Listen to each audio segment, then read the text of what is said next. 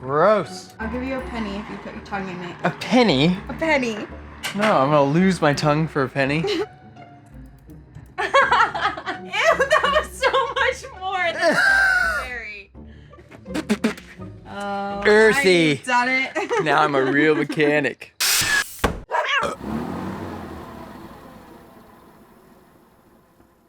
So you snagged yourself a Sprinter and you want to start on the build, but there's a few things you need to do before you turn it into a house on wheels. Also, a lot of this won't apply to those of you who've purchased a new vehicle, because this is more geared to those of us who've purchased a used van. Here he comes.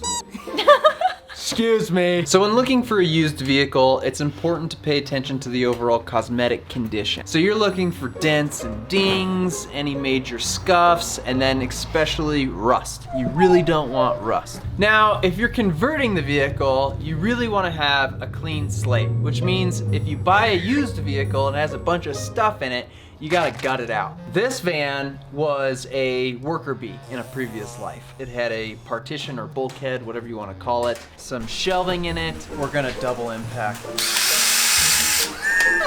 And there was a big metal sheet on the ground. The walls were covered in Paneling. paneling. Oh, actually they were pretty clean. That's pretty back there. clean. And so we had to get rid of all that stuff. How fast can you go? As fast.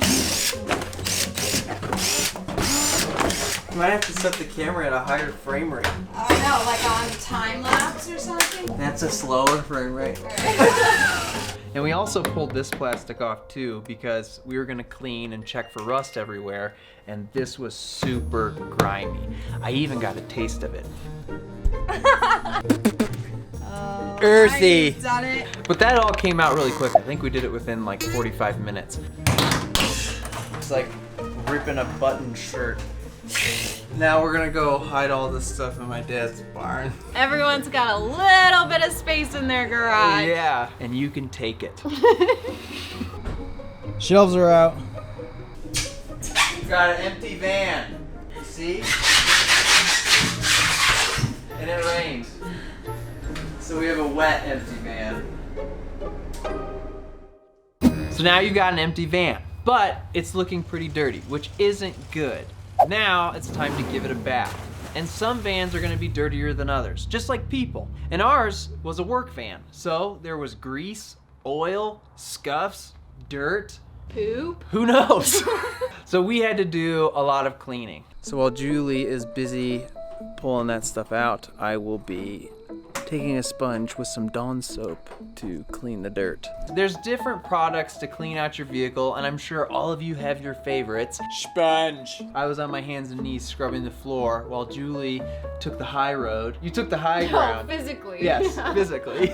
With a brush, like a real rough, bristly brush with a broom handle. And it didn't even really Do anything. do anything. It just started smearing around dog hair and dirt. Yeah. Here's my weapon of choice. Hey, you better watch out. I can shoot it at your back. We scrubbed it out, and then we took a hose, rinsed it. You know that horse racing game at the fair? Yeah. When there's like you hit the target, and the red dirt wins. Took a leaf blower, blew all the water out, and then came back and dried it all by hand with some rags. And it's also important to clean your walls. If you've got grease or some like sticky adhesive on the walls, you could use mineral spirits or Gooby Gone, anything to pull that off and wipe it down. And then to do an overall cleaning, again, they say like an isopropyl, 100% alcohol cleaning product, and we didn't have that, so we just used like an all-in-one home cleaner type of deal and wiped it down, and it did the job, guys. And now we wipe. So with the van totally cleared out, it was time to go identify any like cosmetic issues we might have. There are several locations where there's scuffs and dings and rust marks. Now, our rust spots weren't anything major. So instead of using a rust dissolver, we used a rust reformer. What's the difference, you may ask? I'll tell you. So a rust dissolver uses a substance like acid to actually eat away at the rust, removing it entirely. But for us, since they were so cosmetic, we use the converter, which actually produces a chemical reaction converting the rust into a more solid substance. That's then ready to be sealed and painted. It stabilizes it. All right, so we are using this Rust-Oleum Rust Reformer spray. So we're gonna give it a shot, and it's supposed to sit for 24 hours. But first, I have to shake it for a full minute. I just bought 2 cans of that, thinking like, oh cool, I could just go in here, hit the few spots we have. Well, I got carried away and ended up spraying the entire floor. All right, so we've covered all the spots that had rust on them. It took about 2 cans, and now we're gonna let it sit for 24 hours and come back at it with a white top coat. We use Rust-Oleum protective enamel in white gloss, and again, I bought that in large spray paint cans. Stuck with our guns, okay? We just kept going with spray paint. Getting some type of paint sprayer with a large amount of paint, or a roller with a gallon of it, and doing it that way would have been a better approach. But we're not quitters, so we're gonna stick with our terrible decision and see it through. So we are on to our second coat, and we are completely out of light now, so it's really hard to see what we're doing. We got a handle this time. I'll probably give this one to Julie. I just sprayed myself. Also, this stuff's kind of smelly, so I'd advise getting some sort of ventilation mask. And it does linger for a little bit, but over time it dissipates. We did go on a trip and get some dirty feet, some dog barf and rotting pumpkin in here, but it all ends up blending together in the end. There you have it. New, glossy floor. We're gonna let this sit for the night and then see what it looks like tomorrow, do any touch-ups we've got to do, and hit the doors, because those still have nothing on them. A little burp sign off. The last thing you really want to do if you have an older Sprinter, I don't know if this applies to a newer one or not, you guys can let me know, but ours is a 2016 and the external plastics end up drinking water. It's all water. Yeah, you can see it shining. You gotta seal that up. On the interior, you'll see these little drip marks if you have a used van that goes from these small plastic tabs that run into your side paneling. And at the bottom of that, there's little weep holes for that water to drain out of. So they clearly knew water was gonna come in, and it has an escape point. And they also coated it all in this yellowish rubbery booger substance that helps keep it from rusting. That's fine if you're gonna always have access to those panels, because there's the possibility of those weep holes getting plugged up, whether that be with dirt or, you know, road grime or rocks or freezing over, who knows. So it's not a bad idea to seal those trim plastic tabs up, which is what we did. Yeah, we did. So there's a couple ways to do this. You could do it with a flathead, but these are all just in with little like snap-on clips. This is like a specific plastics tool that you can wedge under those tabs and cool. So you don't want to be too rough on it when you put the flathead in there. You don't want to scrape your paint, and you don't want to put so much pressure that you're denting the sides of your van. So water's getting in here, and then it goes down into these tabs, and those are not sealed. Some will pull off with the plastic trim, while others will stay in the wall of the van, but you gotta make sure you get them all out. Show me your ways. Ready for this? Whoa. So fast. This whole section was just clipped in. You could pop them right off. And this is a 2016. I don't know if the year matters. I think it does. A T20 bit. So if you open your door, you'll find these 2 little screws. 1, 2. Okay, and then do the same exact thing from the other side. Okay, so I was trying to pop off plastics on the sliding door. 20, hiding here.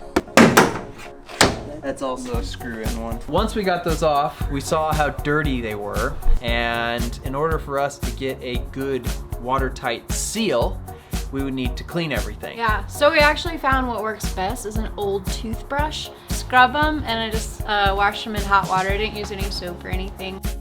Spray 9. This is like what car cleaner guys use. And so we cleaned them off and dried them and popped them back into the panels. And I think they have to go in a certain direction. I'm not sure if it was vertical or horizontal. So now it's time to apply our sealant. I snagged this Quad Max. And maybe you have a better sealant that you really like. You can also comment what that is. All right, now we're gonna caulk. We applied the sealant completely around the inside of the tab. It's very tiny tedious. little How many tabs tab. do you think there were? It was a lot. Plus We lost one. But to put the plastics back, it's pretty simple. You just line up the bottom holes as best you can and then work it forward to get the top ones in. You just beat the shit out of the side of your van. I mean, don't go so crazy that you're gonna crack your plastics and ruin something, but you wanna make sure you're getting a real good tight seal. And to double check, you can go on the inside and see them popping through those holes. The sealant is coming all the way through there and sealing it up nice on all of them. And with that, our van was prepped. All right, everything's back on, and hopefully that keeps the water out now. There was one spot I did notice some leaking after we did all the seal on the plastics, and that's on the sliding door handle. On the inside of it, you could see there's this little like water trail, and I wasn't sure if there's even a way to seal that up because it's from the door handle's like lever pulling off the door and going back, so you're clearly making an opening. I don't know if anyone out there has sealed that up before or have seen other people seal it up, so you should let us know. But other than that, everything's been holding up really good. No more water in the van. And then as an overall like actual working time, I don't know, a day? And then if you have to leave in drying time, you know, maybe you're gonna take about 3 days to do the whole process. And then if you buy a new van, you might not have to do any of this. It's opportunity costs, right? You pay more, but you get more time. And if you value your time, maybe it's worth it. We clearly don't value We don't our value our time. But before we go, we have a quick little thing we want to show you. Check this out. This is our Iceco dual zone 12 volt fridge / freezer. So since it's a dual zone fridge, on the right, you can put things like snacks and food, fruit, drinks. In ours, we've got a banana and an apple. Actually, pretty good. I'll save that for later though. On this side, you can keep frozen foods like fish, and of course, dessert is very important, so we've got some mint chip ice cream. What a luxury in a van. We plan on doing a full review of this fridge, but our van isn't far enough along to have a fridge in it quite yet. So we'll be doing an install and a full review in a few weeks. But for now, if you're interested in something like this, go find the link in our description. And with that, we just want to thank you for watching this video. We hoped it helped you out. If you have any questions, please leave a comment or message us. You can always reach us through Instagram. And if you want to support us, you can go check out the Patreon page. And yeah, if you're new to the channel and you liked what you saw, subscribe, right? That helps us too. Okay, now with a clean van, it's time for some sound deadening. So stay tuned for our next episode where we start throwing some tar on our walls. String bean and lima bean. You're the biggest bean there are. What are those beans? Kidney beans? See you guys. Bye-bye. He looks more like a bean sprout.